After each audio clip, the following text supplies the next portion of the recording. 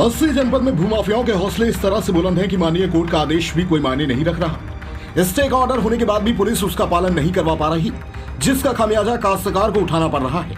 बेचारे जमीन के मालिक अपनी ही जमीन को नहीं बचा पा रहे हैं। दबंग और गुंडे कानून को ताक पर रखकर दूसरे की जमीन को सरेआम कब्जा कर रहे हैं। यह पूरा मामला लालगंज थाना क्षेत्र के 23-60 गांव का है, जहां के रहने वाले पीड़ित रामचंद्र की मजबूरी और गरीबी का फायदा उठाकर दबंग किस्म के लोगों ने पूरी जमीन कब्जा ली।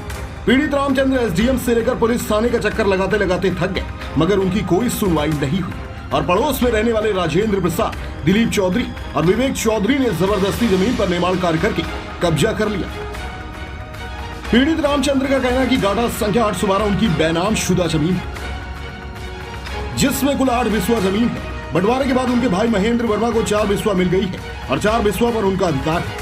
इसके बावजूद दबंग राजेंद्र और दिलीप ने मिलकर उनकी 4 में से 1.5 बिस्वा जमीन पर जबरन कब्जा जमा लिया है।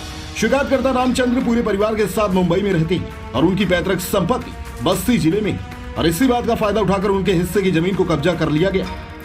रामचंद्र का कहना है कि 7 फरवरी 2018 को सिविल जज जूनियर डिवीजन खलीलाबाद ने उक्त जमीन पर स्टे का ऑर्डर भी दे रखा है।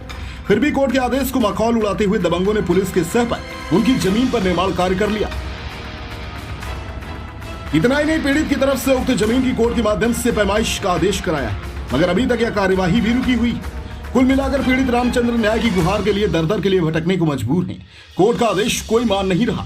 ऐसे में अगर समय रहता पुलिस और राजस्व की टीम इस मामले में कोई कार्यवाही नहीं करती है, तो यकीनन इसका खामियाजा रामचंद्र को अपनी ही जमीन से हाथ धोकर गंवाना पड़ सकता है।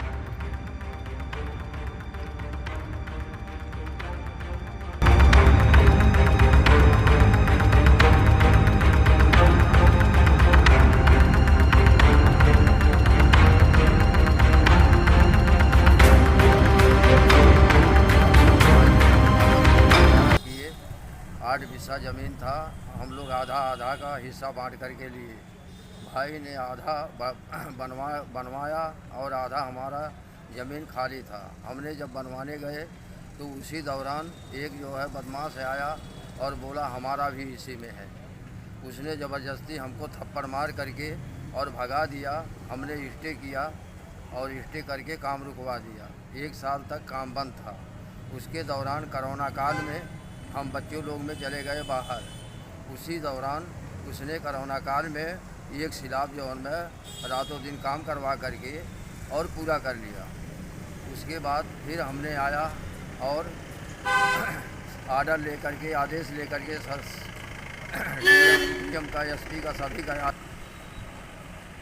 डीएम का, एसपी का और सभी का आदेश ले करके हमने गया और उसके बाद काम बंद करवाया। काम बंद करवाने के बाद काम बंद था। उसके बाद हमारा जो है जज जो है कोर्ट का और छुट्टी पे चले गए और मैं बच्चों लोग को पास में कुछ तकलीफी रह करके हमने बच्चों लोग में चला गया।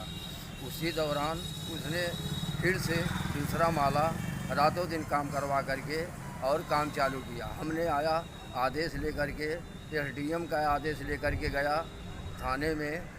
उसके बाद फिर भी उसने काम नहीं बंद किया और दूसरा सिलाब करवा लिया और ऊपर से अमीन द्वारा पर पैमाइश करने गए तो अमीन के सामने हमको गंदी गंदी गाली दिया और बोला कि तुमको खन के यहाँ आओगे तो खन के गाड़ दूँगा और तुम्हारे नात बात जो भी रिश्तेदार आएंगे उनको भी हम मारेंगे। इसकी शिकायत आपने कहीं पे किया? हाँ, इसकी शिकायत कहीं की आपने? हाँ। कहाँ की है? हाँ, कहाँ इसकी शिकायत की है आप? एसडीएम के पास और डीएम के पास।